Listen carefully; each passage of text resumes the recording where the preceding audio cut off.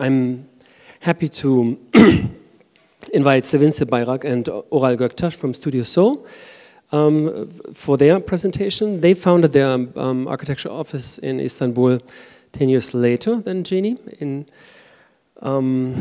2007, is that correct? Yeah.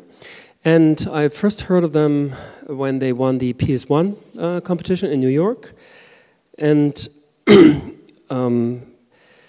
yeah, ever since followed their work with one eye, and they did a series of installations, smaller buildings, and built a body of work and made in this year, I think, a really surprising and important, how would you say, made a statement actually in their work with the Turkish pavilion at the Venice Architecture Biennale. I was really impressed by this pavilion. It's a very thorough research on the possibilities of not demolishing architecture and what that means for the, let's say, the sustainability record of construction. And it's not only a very well researched sort of speculation about this topic, but it's also a very beautiful scenography. The staging of the show is super beautiful with textiles, and I hope they will show it here as well. And if you haven't been to the Biennale yet, this would be one of the reasons to go for. There are quite some others. But the show is still on, and I'm happy that they will tell us a little bit about, you know, how they came to make this type of exhibition, what's the relation to their work, and what maybe this type of research about the conditions of construction can, you know, can do actually for a change of the discipline with regard to the impact of architecture to the environment. Sevinci and Oral, please come to the stage.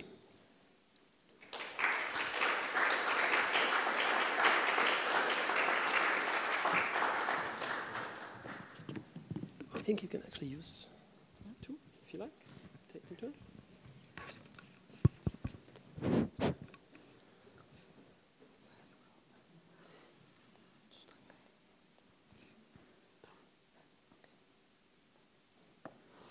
Hi, welcome everyone. Thanks for coming, and thanks Andreas for curating this lecture. I think it's great that we are sharing the stage with Genie. So what we will be telling in a couple of minutes is quite related to what she already built up in her career. Actually, first we are not going to show the projects that we did previously, but just like Andreas asked how we came to that point, we want to just show some glimpse of the projects, and then we will talk about, instead of a project, more like a strategy related design. So this curiosity, or even maybe like the obsession for the existing, maybe it began for this PS1 project that we did in Istanbul. So we were invited to this competition, I think in 2013, and it was this site, and we were asked to make an public space, an installation for this space, and there was almost nothing to hold at the beginning. But when we started to dig the space, then we figured out that there is this existing Bosphorus water coming under the building, because, you know, this is the customs area, so you see these fences. So you are next to Bosphorus, the best view in Istanbul, but you cannot go through it because of the customs. So you see the giant cruise ship blocking that area. And then maybe we thought that instead of trying to anchor these shadowing, providing shading units on the concrete, maybe we can allow them to float. So we can have this, the movement of Bosphorus. We can bring this movement of the Bosphorus to the courtyard.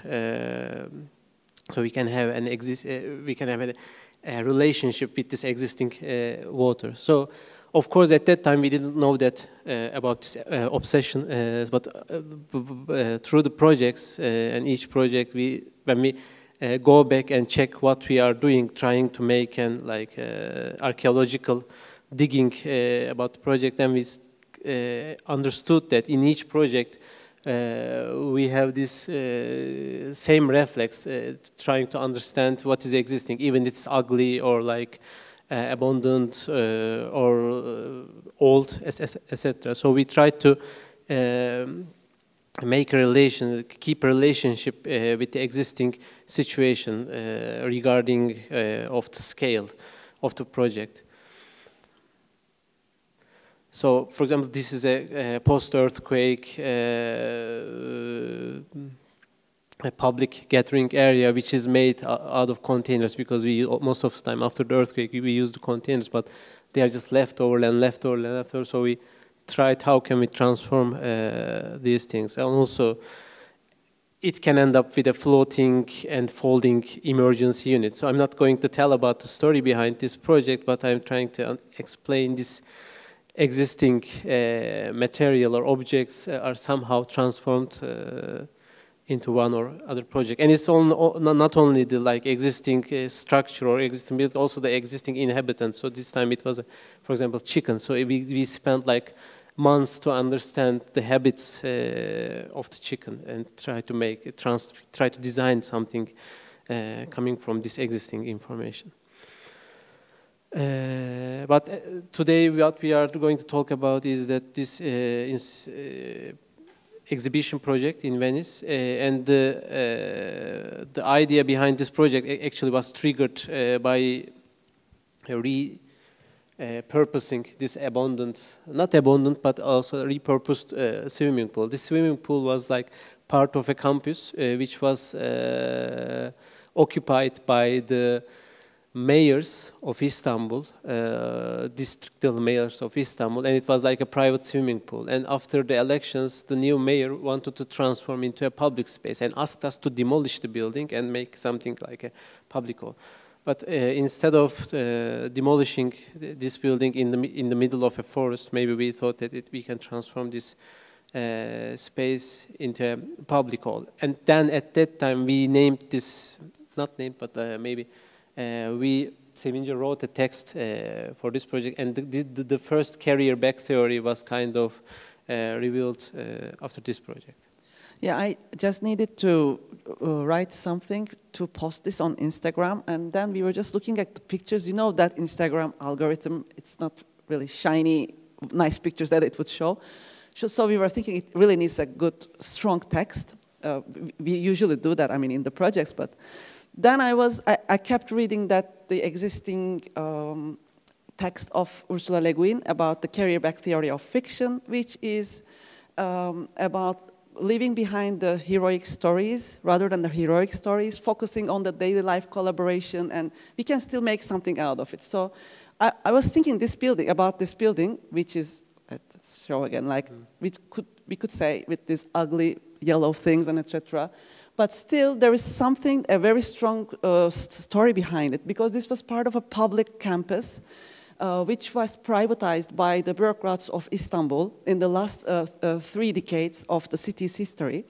And then they used this area as their own residential villa, for their own residential villas. And this was their swimming pool, private swimming pool.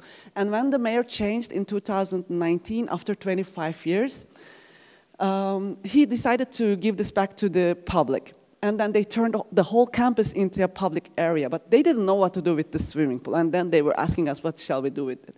And because it was a very nice, beautiful, natural area, we didn't really want to build new buildings, and we transformed this one. So the story behind it was much stronger than the image itself. And then this was the first time we created the carrier back theory of architecture, which is in fact the evolution of this carrier back theory of fiction. And in fact, she also took this theory from evolution. And in the 70s, that was written by Elizabeth Fisher. And she was saying that rather than hunting tools, maybe the first cultural device of humans was probably a carrier bag. Before killing the mammoths, we need to have something to eat, get that energy.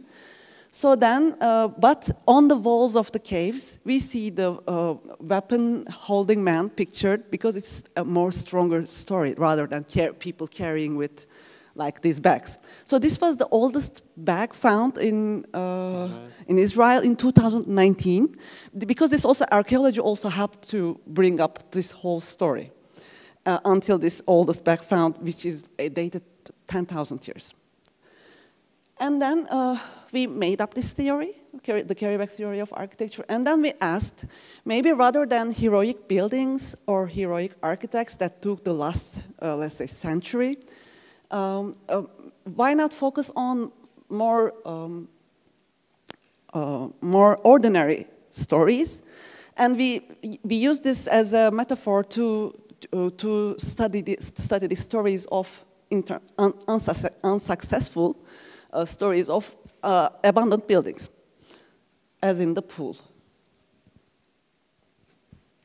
So, of course, this was not something we made up. I mean, it's a quite trendy topic for the 20 years in architecture, reusing, repurposing, and etc. And in 2001, this was Herzog and de Meuron who took the Pritzker Prize, and this was their renovation project, as you might have already known. And this quote is from their Pritzker bio, that they defined their strategy to against this existing building, a kind of Aikido strategy, where you use your enemy's energy for your own purposes. Enemy here is the existing building. And instead of fighting it, you take all the energy and shape it in unexpected and new ways. But then you know the story, the budget was 10 times higher and it took 7 years longer than expected, so the Aikido strategy maybe didn't really work. But of course, and this is also interesting because when they finished the building, they had published their an interview on Guardian, and the headline was, "We thought it would kill us." It was the building, you know, that building. And it was, he said, Jacques Herzog said, and we really like this quote, "Perhaps we are the last generation of author-style architects to have such a chance." I mean, we are not that generation any longer. This was very apparent. We could not continue to build on that strategy. And 20 years later, this duo, French duo, is a Pritzker winner, and their famous project was again a renovation of this existing public housing. But then here the story, I mean the facade, they only added 3-meter facade in front of the existing housing, but although the picture is not like, you know, as shiny as the Erb-Philharmonie, there is a very strong story behind, because they did interviews with more than 500 residents inside, because the renovation was done while the people were living inside. So, and their strategies, unlike the Aikido one, never demolish, always transform with and for the inhabitants. So this time it's not like the enemy, but like you are with and we are doing something with and for the inhabitants. So that shift is influenced us a lot. So we did this presentation because in Turkey, the curator for the pavilion, Turkish pavilion, they chose it with an open call. There's this committee. And then we did this presentation and showing these kind of comparisons. And we said, okay, in this pavilion, because in Turkey we had a wide range of buildings that are waiting to be repurposed, abandoned buildings. But, sorry, can you hear me? You didn't hear it? Okay, doesn't matter. I'm going to come to the interesting part now. But what we were planning was not to make like a dark panorama of what we really have in Turkey, like as these series of abandoned buildings, but a hopeful future for these buildings, because also the theme of the Biennale was the laboratory of the future, and we were suggesting that we could see all these buildings as the laboratory of the future. And the why demolish question? Most of the time, we think that we cannot tolerate the ugly, old, outdated, and unused. So we have this interesting and sad story that happened in Turkey. This is like one of the very famous buildings on Google, because when you write like both Turkish or in English, the ugliest building in the world, then this building appears. interestingly, somehow it became very famous. And then it was like built during the 90s. And there was a big discussion to demolish this building. And the reason was the same. It was like demolishing it and making like a bigger campus and much more construction. But it's located in, you know, last February, while we were preparing this project of Venice Biennale, we had these huge, devastating earthquakes in February, just in the middle of the process. This building was already in the exhibition because it was ugly, and it was just demolished because it was ugly. It was very robust, and it stays in the middle of the earthquake region, the city, Kahramanmaraş. And it's very interesting because they just, the municipality just announced the whole region, 40 hectares region, as the urban regeneration area for earthquake resilience, but they only demolished this building, which was quite robust before the earthquake. And then after the earthquake, it becomes, the city becomes a part of the discussion even much stronger. Mm-hmm. But in any case, like we also, these are listed buildings, and you see we can also demolish listed buildings because according to the politics, and if the politics change and etc., these are buildings from Republic time, and the new government don't like them, and etc., etc. So we can also demolish these kind of buildings.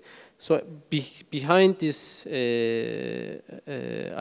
think that because we were like kind of thinking, trying to understand what is the reason of like this demolishing and building, because Turkish economy is most of the time run by this construction industry.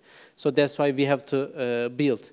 So it's at the end of the day, it's an addiction. So it's like a shopping addict's wardrobe filled with unnecessary items. So we have these unnecessary buildings which are built to run the economy. So we have all these headlines. They are called ghost airport, ghost shopping mall, ghost hotels, ghost hospitals, ghost villages, or ghost schools. So we have this all repeating ghost definition. And it was very easy in the beginning to make this research because whichever city you name in the Google, a Turkish city with, let's say, ghosts building, Ankara ghost building, something came up. So, and this was one of the most famous one. It was one of the most read articles in the design portal Dezin in 2019.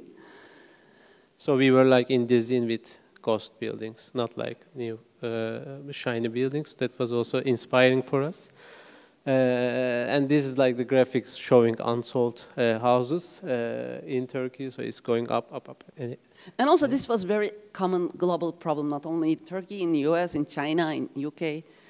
But the interesting thing in Turkey is that we have a variety of these buildings, because most of the time we have these industrial buildings and etc., etc. But we have like amusement park, like telepheric, cable cars, sanatoriums, so skyscrapers and everything. So, so this was the amusement park. This is a new project, just finished in 2019. It could stay open only 2 weeks.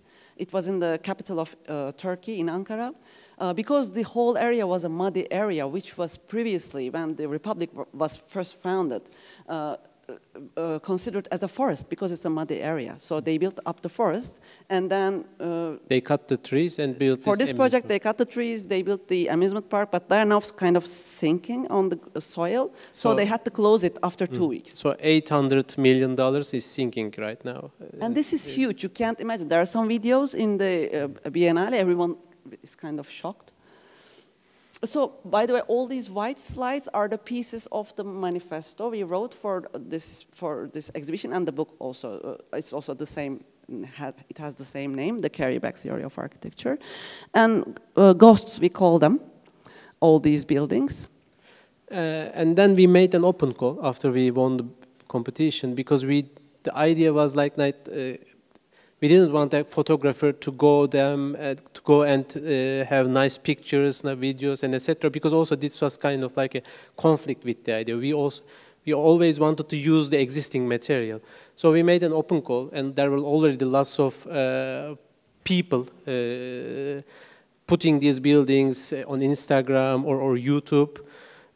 So you see here a YouTuber, and this is an abandoned building. It's very somehow it's very famous in Turkey that these YouTubers go to these abandoned buildings and they film them. So we collected all these videos and all these photos from the people. Most of them weren't even architects. So we wanted to have like a kind of collaboration with everybody. Also, this pavilion happens, this event happens in Venice, and most of the people are not can't go to Venice, so they have no idea what's happening there. So from the beginning, we wanted to include everyone to the exhibition. And this open call was a good way of getting public engaged with the discussion, because it's not like a very architectural topic that people don't understand. Anyone, like my grandmother or anyone, could just easily relate to the topic, because that unused building stays in the middle of the city, and it's a problem that people can face every day and every day. And this is also one of the other topics in the exhibition, crime scene investigations. I think as one of the most critical problems when you are dealing with an existing building is that how to document that building. And luckily, we are kind of having more and more tools every day. So somehow, this video was published by Boston Dynamics about ghost hunting. So we were kind of like very much shocked when we see the same name with the exhibition. So they were like briefly saying that if there is something abandoned or something very difficult to investigate, then we have this little dog to investigate the building and document everything. So at that point, we are like, we have a variety of tools which we can use to document these existing situations. Because it's always intimidating for like contractors, like landlords, and even for architects to work with an existing building. But if we use technology in that sense, maybe it could get easier and faster and cheaper. And we asked Boston Dynamics to send one of them, but they didn't to put the exhibition. Anyway, so concrete, concrescere, the Latin root, which means grow together. I think this is also a very kind of interesting term, like the growing together with this iron and concrete, etc. So in Turkey, we are a construction addicted country. Also, we are a cement or like concrete addicted country too, because on the left you see there's a video from 1972. Like in the national broadcasting channel, we are like they are explaining what is concrete and how it should be used and etc. And like Turkey is until like 2015 is the biggest cement exporter in the world. So which means that we really know about concrete, how to use it and how to produce it. But this information is somehow has a conflict with this image on the right, because this is from the earthquake happened last winter. So all these concrete buildings somehow collapsed. So we know the concrete, we have really good contractors, but still we cannot build our own buildings with concrete. So we wanted to put this information also into the exhibition. And there is also quite a lot of research going on how to make concrete a more sustainable product. So all around the world. So we also included those because we were thinking most of the buildings, these abandoned buildings all around the world is concrete. So we need to find ways to make it last longer or how to transform it. And we wanted to show these self-healing concretes with some bacteria. All these bacteria are triggered with humid, and they just fill the cracks in the concrete during its lifespan. So, but this is also an information from Roman concrete. Roman concrete also has the ability to heal itself. So this industrialized cement is way different from how we used it from like the ancient times. So we try to understand the roots of the material and how we can change it. And one other, so in the exhibition we had these 15 tables which were the part of the manifesto. So one other table was about repair shop. We are not here showing all the tables, but just giving you some ideas. And in the final slides we will show the exhibition and some short clips. So this one is about repairing, and we were suggesting that rather than like superficial decoration, repairing could be integration of engineering, arts, crafts, and architecture. And on the left, you see this is a reinforcement to the existing building. In Turkey, it's not like scaffolding, it's like the permanent reinforcement. So this is something that we questioned. We really integrate this approach with design and engineering and all together. Because we have lots of buildings needs to be repaired in Istanbul because we are expecting a 7 magnitude earthquake. And we put some guides and books about repairing and some videos in the exhibition. And one other theme was the Venice Charter, which was written into 1964 in Venice by a group of experts on preservation. And then we kind of revisit that charter because it's it's a small text with like 16 articles, and it's in fact it's a very broad text that you can just transform it into a contemporary, let's say, technique or strategy to get over with all these unused buildings. But most of the time, the preservation is more like kind of a taxidermy, like getting rid of everything from the inside and just keeping the facade. But we tried to somehow rewrite this Venice Charter, not including the only historical or preserved buildings, but also maybe like all the built environment. So we try to expand the meaning. And one table was learning from, it was apparently inspired by the book Learning from Las Vegas by Scott Brown Venturi and Izanuri. And then it was very interesting because we were also working on the book of this exhibition, and we need to take some permissions for the photos, and we want to put this Dennis Brown photo in the middle of Las Vegas. And then we sent her to the book, and her assistant just replied, because she's 93, and she's still working, and she replied, okay, she wants to read the whole book, and then she will give the permission.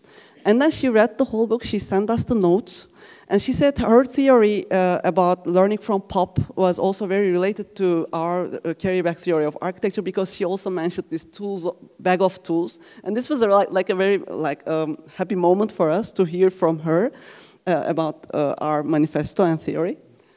Basically here we are like trying to figure out if this approach somehow shifts from like building something new to using the existing resources, then probably the education, the whole education system would shift towards it. And also the professions would probably shift accordingly. And this will make repairing much more easier. Because, for example, in the car industry, we can repair the cars very easily. It's not like when you like have a broken car, you don't go and buy the new one. You just repair it. But in the building industry is mostly built upon this idea of demolishing and renewing. But if we can change the strategy, then all these professions, the education or the profession can change. And the last one was, no, not last one. Yeah. Is it the last one? Yes. Okay, test drive. So because throughout the exhibition process, everyone was asking us, okay, you guys are designers. Why would you just design a couple of these unused buildings, some speculative designs? And we really didn't want to do that. But then we, throughout the open call and our own research, we had a vast amount of building stock, unused building stock all around Turkey. So we decided to work with AI, and then the first thing we did was to train again, because we were thinking that our perceptions of ugly, functional, and beautiful, it just keeps blocking how we can reinterpret the existing stock. So we trained it in a sense that AI can transform these buildings like slightly, not like, because at the beginning it came up with shiny, bright ideas. At the beginning, it also demolished everything and Yes. made a new one. But it took lots of Some time. scripts to train it, not to demolish, but just do some small changes and give life to the buildings. So this is like kind of immense like information put in the 500 square meter exhibition area. Basically, it's like consisting of the cloud and the table. On the cloud, you see all these videos and photos of the abandoned buildings. But on the table, we wanted to start a discussion, a hopeful discussion about how to transform this existing resource into like valuable spaces. So this is the cloud. You see, it's a textile, and it's hanged by the existing bracings, the beams of the pavilion.